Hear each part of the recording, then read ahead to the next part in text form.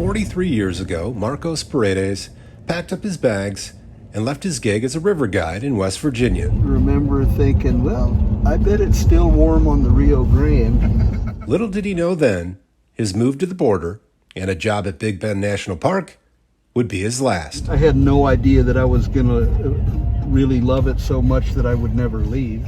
He's a native Texan, but his love for this area goes beyond just coming home. It comes right down to my yard. It is my home. Just don't have to mow the grass. Don't have to mow the grass. Marcos spent 25 years as a park ranger and served as both trail and river guides along the way.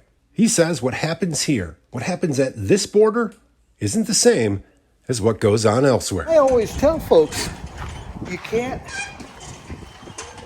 act like the border is the same along its entire length, because it's not. Retired now, Marcos scratches his itch by gassing up old Brownie and taking to the skies. I used to work for a crop duster. He'd say, well, you want your $17 or you want to go flying?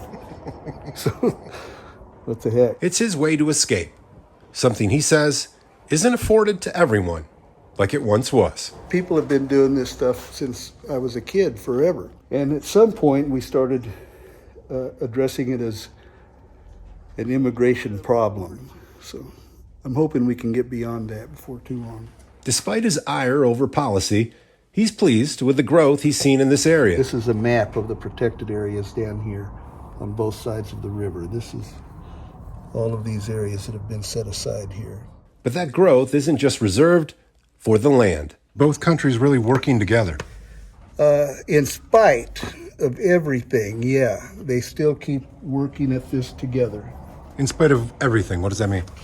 The border wars and the wall and this reluctance to do stuff with Mexico, but they have still managed to come together towards protecting these lands along the river. It gives Marcos hope that his little piece of the world will continue to flourish, and that the next time you think about the border, you think a little differently. We try to paint the border as being a black and white line, you know, when it's really gray.